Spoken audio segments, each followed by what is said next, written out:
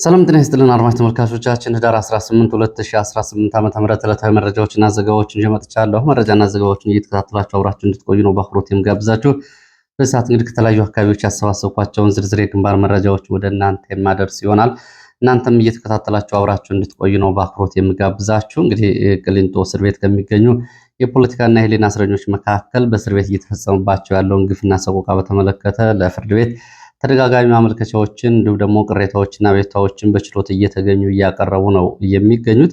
በችሎት ያለው አጠቃላይ ሁኔታ ሲታይ እንግዲህ ከአሁን በፊት ህወሓት ያደርገው የነበረው ግልጽ የሆነ በእስረኞች ላይ ይፈጸም የነበረ ማንነት ተኮር ተግባራትን ነው አሁን ደግሞ የኦህዴድ ብልጽግና የማረሚያ ቤት ፖሊሶች፣ የእስር ቤት አስተዳደር፣ የሰራተኛ አያያዝ ፖሊሶችና የአቃቢ ህግና ዳኞች እያደረጉ ያሉት። ከዚህ ጋር በተያያዘ እንግዲህ የተከበሩ ዮሐንስ ቧያለው ፍርድ ቤቱ ካሰሟቸው ንግግሮች መካከል ለታሪክ የሚሆኑትንና በእስር ቤቱ አካባቢ ማንነት ተኮርን ግለሰቦችን ሳይሆን የወጡበትን ዘር ማንነት መሰረት ያደረገውን ግፍና ሰቆቃ በተመለከተ ከተናገሩት መካከል የሚከተለውን ወደ እናንተ ማቅረብ ፈለኩኝ። በዚህ በኋላ እንግዲህ ቃል በቃል ነው እነሱ ፍርድ ቤት ያቀረቡት ስለሆነ በሚዲያ ለመናገርም ያው እንግዲህ አያስቸግርም። ከዚህ በኋላ ቅዘና ማማራ እየተባልን አንቀጥልም። ቀጣይ ምናልባትም ከመካከላችን አንዳችን ልታጡን ትችላላችሁ። ከመጋፈጥ ወደኋላ አንልም። እንግዲህ የሰውዬ በቃን በሚል በተለይ በአንድ የፖሊስ ባልደረባ ላይ የቅሬታዎችን አቅርበዋል። የተከበሩ ዮሐንስ ቧያለው ህዳር 16 2018 ለፌዴራል ከፍተኛ ፍርድ ቤት ልደታ ምድብ ችሎት ከተናገሩት ነው እንግዲህ ይሄ የተወሰደው። የተከበሩ ዮሐንስ ቧያለው ህዳር 16 2018 በፌዴራል ከፍተኛ ፍርድ ቤት ልደታ ምድብ ችሎት ተከሳሾች በቀረቡበት ወቅት የቅሊንጦ ማረሚያ ቤትን እና ግቢ ጥበቃ ደህንነት ኃላፊ ኢንስፔክተር ድሪባ ሰንበቶን በተመለከተ ካቀረቧቸው አቤቱታዎች መካከል ክቡር ዳኞች ልታዳምጡን ይገባል። መስማት ካልቻላችሁ ግን ከዚህ በላይ ህይወታችን ጉዳይ ኃላፊነቱን የምትወስዱት እናንተ ትሆናላችሁ። ዳኛው ከአቤቱታችሁን በጽሁፍ አቅርቡልን ሲሉም የጠየቁትን ጥያቄ አቶ ዮሐንስ ውድቅ በማድረግ ትንሿን ይችን ነገር ባካችሁ ስሙን፣ በእናንተ ሌላውን መንግስት እንደሚያደርግ እናውቃለን። ይችን ትንሿን እንኳ የማረሚያ ቤት አቤቱታ ስሙን በሚል ምሬታቸውን አሰምተዋል። ከዚህ በፊት የተፈቀደው መብታቸው ሳይነካ ተፈጻሚ ይሁን ብላችሁ ትዕዛዝና አለፍ ብላችሁ ምክር ጭምር መስታችሁ እየታወቀ ነገር ግን እስካሁን አንድም ተፈጻሚ የሆነ ትዕዛዝም ሆነ የተስተካከለ ጉዳይ የለም።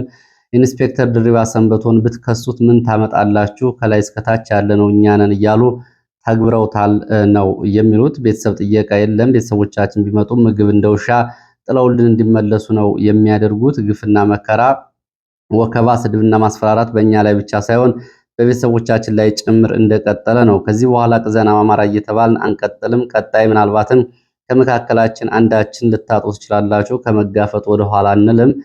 አትክልትና ፍራፍሬ እንዳይገባ ከልክለዋል። እኛ ኦርቶዶክሶች ነን። የ40 ቀን ጾም እንጾማለን። ከጤናማ አንጻር ቀለል ያለ ምግብ አትክልትና ፍራፍሬ እንጠቀማለን። በሙዝ ውስጥ ሲም ካርድ ተገኘ ይሉናል።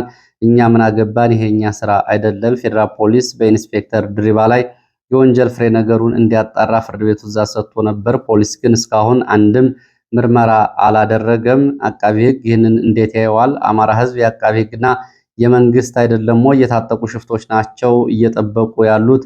እንድንገደል እንደተፈረደብን ነው የምንቆጥረው። ካሁን በኋላ ዳኝነት ካላገኘን ቤተሰቦቻችን እየተሰደቡ አማራነታችን እየተዋረደ አይቀጥልም። ከዚህ ሰውዬ አውጡን፣ ይሄ ሰውዬ ይብቃን ሲሉ ነው እንግዲህ ለፍርድ ቤቱ የተናገሩት። ይህ እንግዲህ ካሁን በፊት በህወሓት ዘመን በፍርድ ቤቶች ላይ በፍርድ ቤት በአቃቢ ሕግ በፖሊስ በምርመራ ወቅት አማራን ማንነት ያደረጉ ስድቦች ይሰደቡ ነበር። አሁን ደግሞ ተረኞቹ እነ ኢንስፔክተር ድሪባ ይህንን ተግባራዊ እያደረጉ ነው የሚገኙት። እንግዲህ ይህንን እየተናገሩ ያሉት በፍርድ ቤት ቆመው ዮሐንስ ቧያለው ናቸው። ከብዙዎቹ የብልጽግና ጓደኞቻቸው አንጻር አሁን እስር ቤት ይገኛሉ። ብዙዎቹ ያው ባለው ስርዓት ተስማምተው በህዝባቸው ላይ የሚፈጸሙ ግፍና ሰቆቃዎችን ባላየ እያለፉ ከዛም ባለፈ እያስተባበሩና እየመሩ እንደነ ተመስገን ጥሩነህ እንግዲህ የኮማንድ ፖስቱን ጀኔራል እየመሩ እንዲሁም ደግሞ እንደ ሌሎቹ የብልጽግና ባለስልጣናት መቀጠል መኖር ይችሉ ነበረ። ግን እሱ አልሆነም። ይህን በመጠየቃቸው ዛሬ ቅሊንጦ ይገኛሉ።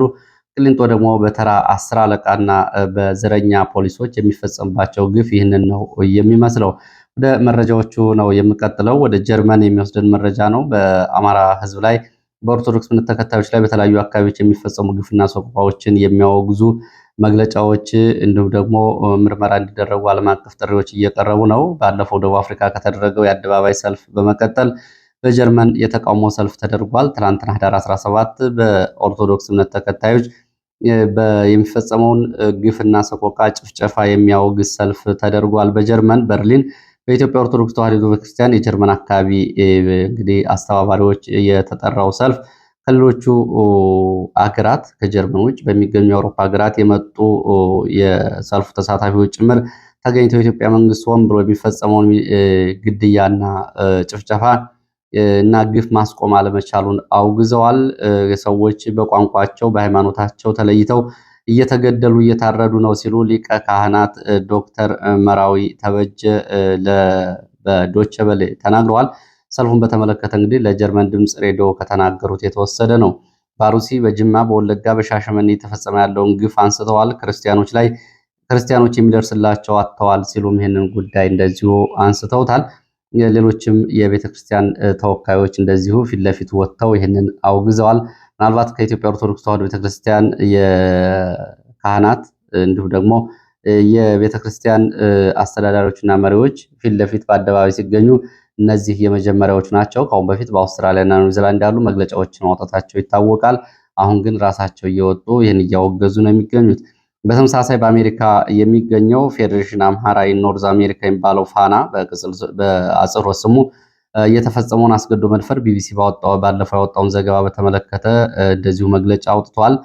ለተጎጂዎቹ አስፈላጊው ሕክምና፣ ጥበቃ፣ የስነልቦና ድጋፍና ምክር እንዲደረግ፣ ገለልተኛ ዓለም አቀፍ ምርመራ እንዲደረግ፣ የድሮን ጥቃት በሲቪሊያን ላይ እንዲቆም እንዲሁም ደግሞ የሰብአዊ አገልግሎት በአስቸኳይ እንዲደርስና በዚህ አስገዶ መድፈር ውስጥ በገለልተኛ አባላት በሚጣራው ምርመራ ተጠያቂና ጥፋተኛ የሚሆኑ በአስቸኳይ ለሕግ እንዲቀርቡና ተጠያቂ እንዲሆኑ በሚል ጥሪ አቅርቧል።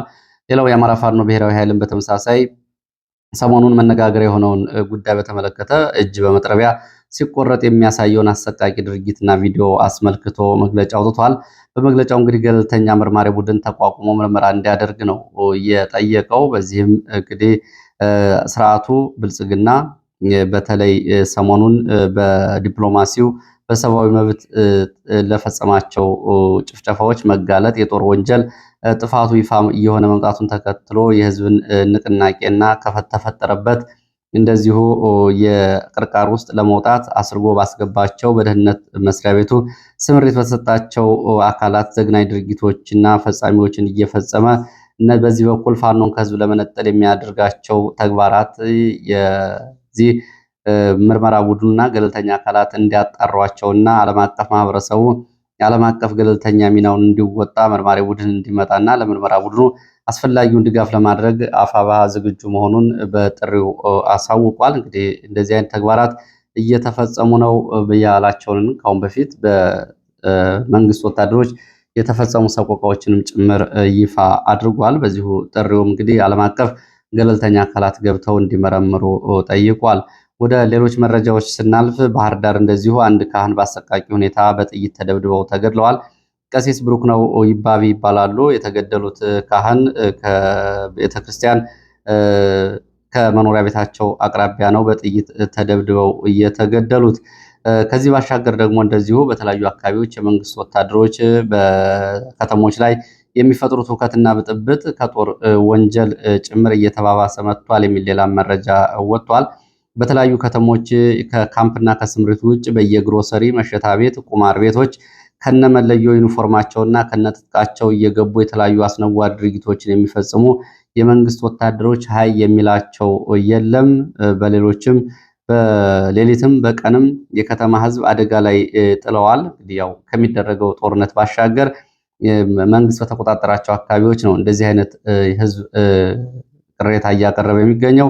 በቡድን በመሆን ሴቶችን ይወስዳሉ፣ ይደፍራሉ፣ የምሽት ተኩስ በቡድን ይተኩሳሉ በተደጋጋሚ። ይህንን በተመለከተ በየከተሞቹ ያሉ ነዋሪዎች ለአዛዦቻቸው ቢነግሩም የሚስተካከል ነገር የለም። በፍጹም የወታደር ጨዋነትና የወታደር ዲሲፕሊን የሌላቸው ከየጎዳናው ታፍሰው የመጡና መለዮ የለበሱ አሁንም ማደሪያቸውን ቁማር እንዲሁም ደግሞ ሴሰኝነት፣ መጠጥ ቤት፣ ጫት ቤት ያደረጉ ወታደሮች በየከተሞቹ ሁከት ብጥብጥ እየፈጠሩ ነው ሲሉ ነው የመረጃ ምንጮቹ የገለጹት። የሚገርመው ይላሉ አንድ የዓይን እማኝ፣ የሚገርመው በሌሊት በየመንገዱ ወድቀው የሚገኙና ጧት ጧት ከውሾች ጋር ከመለያቸው ጭምር የሚታዩ ወታደሮች አሉ። ማታ የትም ሲጠጡ ያመሹና ጠዋት በየጎዳናው ወድቀው ከውሾች ጋር ተኝተው የሚታዩ አሉ። ይህንን ስመለከት መለየውን ስመለከት እኔ ተሳቀቅኩ ይላሉ የመረጃ ምንጩ። የከፋው ነገር ለሚጠጡት፣ ለሚበሉት፣ ለሚጠቀሙበት ለእያንዳንዱ ክፍያ ሲጠየቁ አፈሙዝ ነው የሚያዞሩት። እነዚህ ወታደሮች ከህዝብ ጋር በፍጹም በቋንቋ ሁሉ አማርኛ መናገር የማይችሉ ሁሉ አሉ።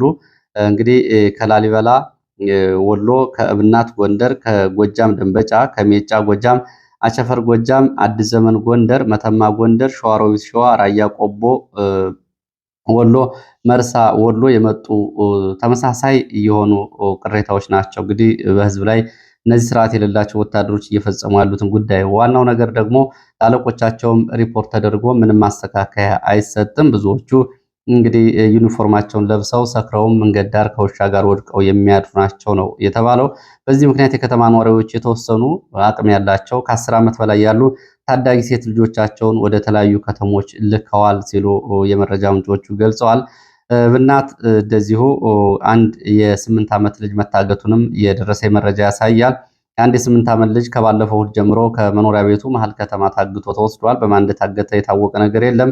በትላንትናው ዕለት እንግዲህ ጫማውን አምጥተው በር ላይ ጥለው ቤተሰቦቻቸውን ሰቀቀን ላይ ጥለዋቸዋል። 800 ሺህ ብር ነው የተጠየቀበት ነው የተባለው። ይሄ እየሆነ ያለው እንግዲህ የመንግስት ወታደሮችና የመንግስት ወታደራዊ ካምፖች ባሉበት መሀል ከተማ ነው። ወደ መተማ ስንሄድ በመተማ ኮኪት የሚሊሻ አባላት በፋኖ ተይዘው ተወስደዋል። ህዳር 16 2018 ዓ.ም 3 የሚሊሻ አባላት ከመኖሪያ ቤታቸው አመሻሹን እስከ ትጥቃቸው በፋኖ ተይዘው ተወስደዋል። በተመሳሳይ ቆቦ 2 የሚሊሻ አባላት ከተማ ውስጥ መገደላቸው ትላንትና መዘገቡ ይታወቃል። የሚሊሻ አባላቱ እንግዲህ መገደላቸውን በተመለከተ የተለያዩ መረጃዎች እየወጡ ነው። ምርጥ 50 የሚባሉ የመረጃና የዘመቻ አስተባባሪ ናቸው ከተገደሉት ውስጥ የሚገኙበት። መሳሪያቸውን ተወስደዋል። በሚሊሻ አባላቱ ላይ ጥቃት የፈጸሙት ዩኒፎርም የለበሱ ወጣቶች ናቸው።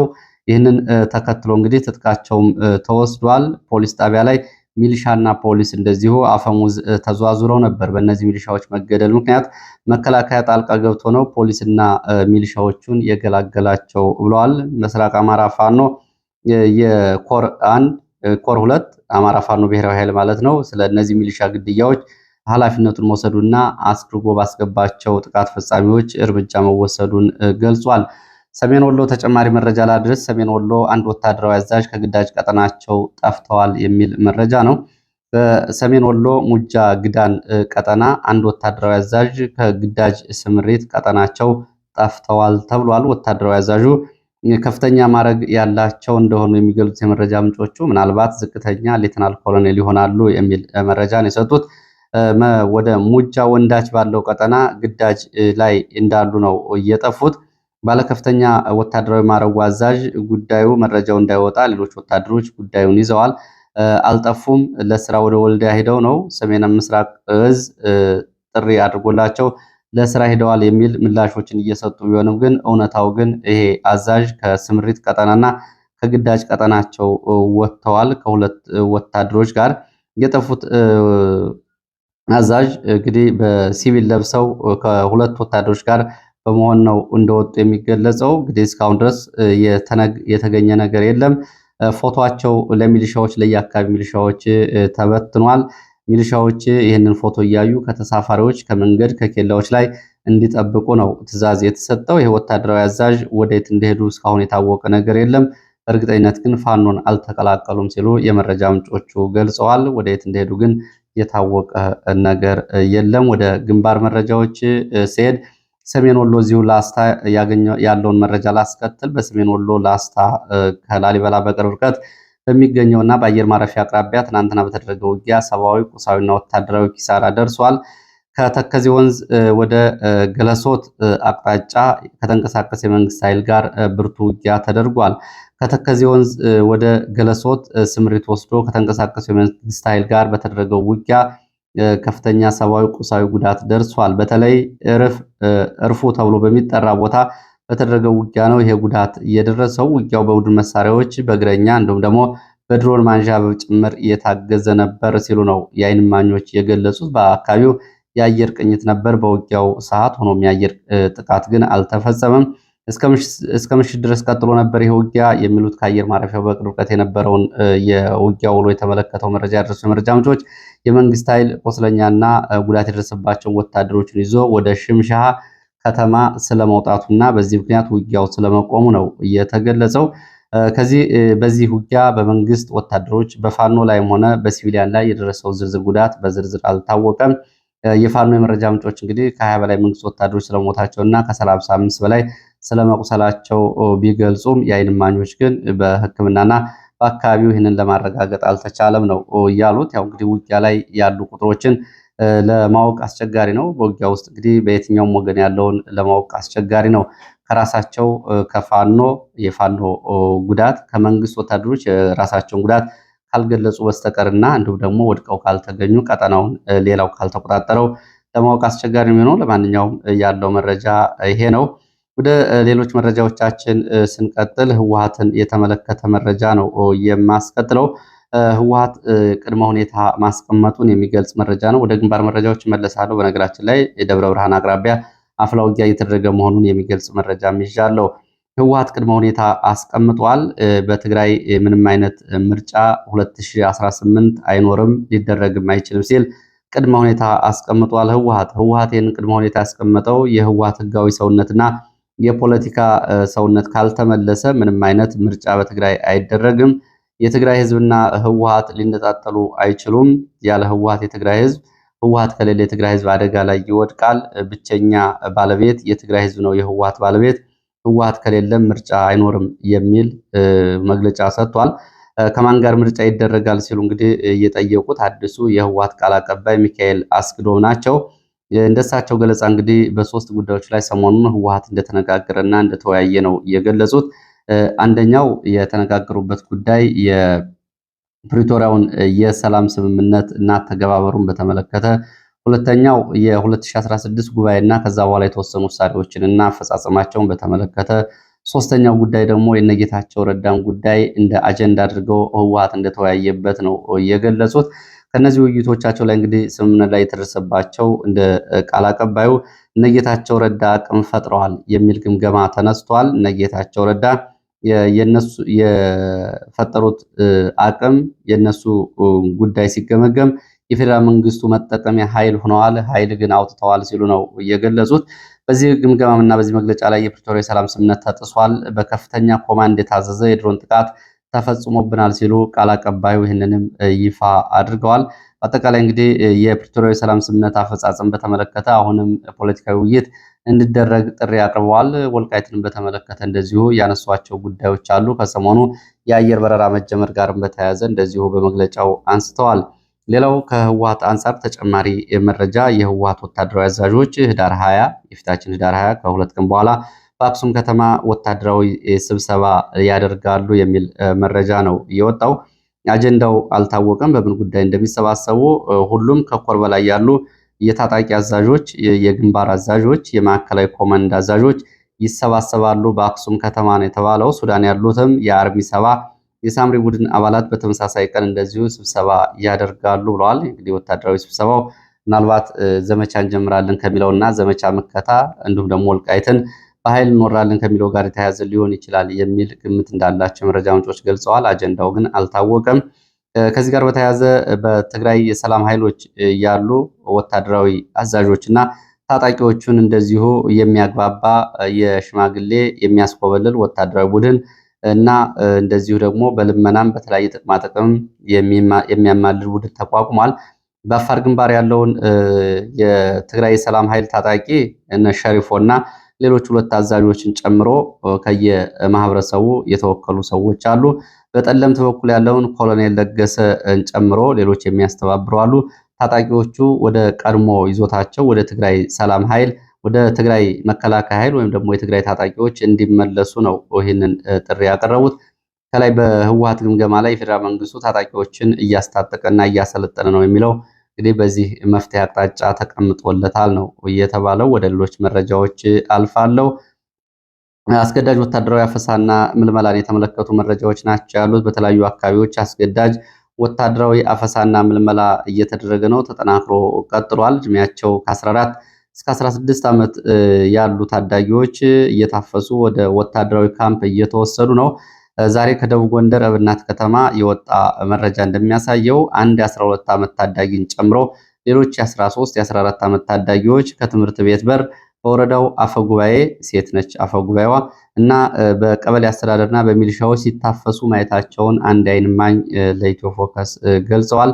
በተመሳሳይ ሰሜን ወሎ ቆቦ ለጉልበት ስራ መንገድ ላይ የሚቆሙና ከተማ ውስጥ የሚቆሙ ክምር ድንጋይ ለገበያ ጭምር የሄዱ ወጣቶችን፣ ደንበጫ እንደዚሁ ለእርሻ ስራ ሲንቀሳቀሱ የነበሩ ወጣቶችን፣ ዳንግላ እንደዚሁ እነዚህ ወጣቶች እድሜያቸው ያልደረሰ ወጣቶች ታፍሰው ወደ ወታደራዊ ማቆያ ካምፕ ተወስደዋል ሲሉ ከየአካባቢ ያሉ የዓይን እማኞች ይህንን ገልጸዋል።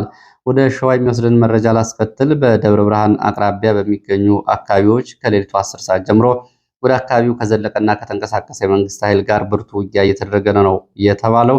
ከደብረ ብርሃን ወደ ሸዋሮቢት በሚወስደው መስመር ላይ በሚገኙ ቀይት እንዲሁም ደግሞ ጉዶ በረትና መሃል አምባ ተብሎ በሚጠሩ አካባቢዎች ብርቱ ውጊያ እየተደረገ ነው። በተለይ መሃል አምባ ያለው ውጊያ በዙ 23 በድሽቃ በሞርተር ጭምር የታገዘ ውጊያ ነው። እስከዚህ ሰዓት ድረስ ቀጥሏል። የደረሰው ጉዳትና ዝርዝር ተጨማሪ መረጃዎችን በሌላ የመረጃ ሰዓት አካትቼ መለሳለሁ። ወደ መረጃዎቹ እቀጥላለሁ። ወደ መረጃዎች ስቀጥል የጤና ጉዳይ የተመለከተውን መረጃ ወደ እናንተ ላድርስ። በጤና ጉዳይ የማርበርግ ቫይረስ የተያዙ ሰዎች አዲስ መገኘታቸው ታውቋል።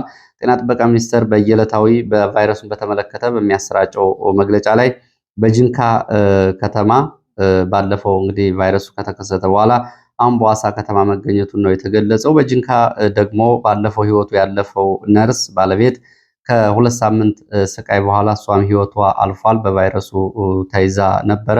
ይሄ ነው እዛ አካባቢ ያለው የወጣው አሳዛኝ መረጃ። ከፍተኛ ጥንቃቄ ያስፈልጋል እያሉ ነው የመረጃ ምንጮቹ እየገለጹ ያሉት። በተለይ የጤና ባለሙያዎች፣ ሁሉም ሚዲያዎች፣ ማህበራዊ ሚዲያዎች ስለ በሽታው መተላለፊያ መንገዶች በማሳወቅ ህዝቡ ከአደጋ ራሱ እንዲጠብቅ እየጠየቁ ነው። ወደ ላስታ ተመልሰን ስንሄድ ላስታ ላሊበላ አየር ማረፊያ እርፉ በተባለ ቦታ ወታደራዊ ተሽከርካሪ ተገልብጦ ጉዳት ደርሷል። በቁጥር ያልታወቁ የመንግስት ወታደሮች ጉዳት ደርሶባቸዋል። በተመሳሳይ በሰሜን ወሎ ዋድላ ወረዳ ዶጊያት ተብሎ በሚጠራ ቦታም እንደዚሁ ወታደሮችን ጭኖ ለግዳጅ ሲንቀሳቀስ የነበረ ወታደራዊ ተሽከርካሪ ተገልብጦ ጉዳት ደርሷል። የፖሊስ አባላትን፣ የአድማ ብተና አባላትን፣ የሚሊሻና የመከላከያ አባላትን ጭኖ ሲሄድ የነበረው ወደ ዘመቻ ሲሄድ የነበረ ተሽከርካሪ ዶጊያት በተባለ ቦታ ላይ ተገልብጦ ነው ጉዳት የደረሰው። ከነዚህ መካከል የመከላከያ የሻምበል አዛዥ፣ የሚሊሻ ኮማንደር፣ የፖሊስ አስተባባሪን ጨምሮ ቁጥራቸው ያልታወቁ የሚሊሻ፣ የፖሊስ፣ የመከላከያ አባላት ሙትና ቁስለኛ ስለመሆናቸው የወጡ መረጃዎች ያሳያሉ። ወደ ምስራቅ አፍሪካ የሚወስደን መረጃ ላስከትል። በምስራቅ አፍሪካ እንግዲህ ያለውን ሽብርተኝነት በተመለከተ በዚህ ጉዳይ ላይ ከአሁን በፊት ተደጋጋሚ ዘገባዎች መቅረባቸው ይታወቃል። ምስራቅ አፍሪካ በፑንትላንድ ተራሮች ላይ በተፈጸመ ኦፕሬሽን የአይኤስ አባላት መደምሰሳቸውን እንግዲህ አሜሪካዊ ቱጃር እንደዚሁ አሳውቋል በፌስቡክ ገጹ።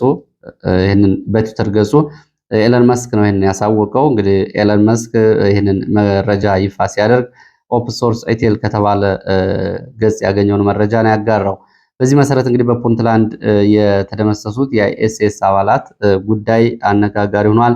ኢትዮጵያውያንም ይገኙበታል ነው የተባለው። እንግዲህ የኢትዮጵያ፣ የቱርክ፣ የሶሪያ ዜግነት ያላቸው አሸባሪዎች ናቸው የተገደሉት። እንግዲህ ከዚህ በፊት ከዚህ ጉዳይ ጋር በተያያዘ ከፑንትላንድ ተራሮች እስከ ባሌ ተራሮች ድረስ የተዘረጋ ድሴል አለ በሚልና በዚህ ባሮሲና በባሌ ጥቃቶችን የሚፈጽመው እንዲሁ በዘልማድ አይደለም፣ ይሄ ጉዳይ መጣራት አለበት የሚሉ መረጃዎች ከአሁን በፊት በተደጋጋሚ ሲሰጡ ተጨባጭ መረጃዎችም ሲቀርቡባቸው ቆይተዋል። አሁን እየወጡ ያሉ መረጃዎች እንግዲህ ትስስሩን የሚያሳዩ ናቸው። ለዚህ ሰዓት ከተለያዩ አካባቢዎች ያሰባሰብኳቸው መረጃዎች እነዚህ ነው የሚመስሉት። ስለተከታተላችሁ በእጅጉ አመሰግናለሁ። በሌላ ተመሳሳይ መርሃ ግብር እስከምንገናኝ ድረስ መልካም ጊዜ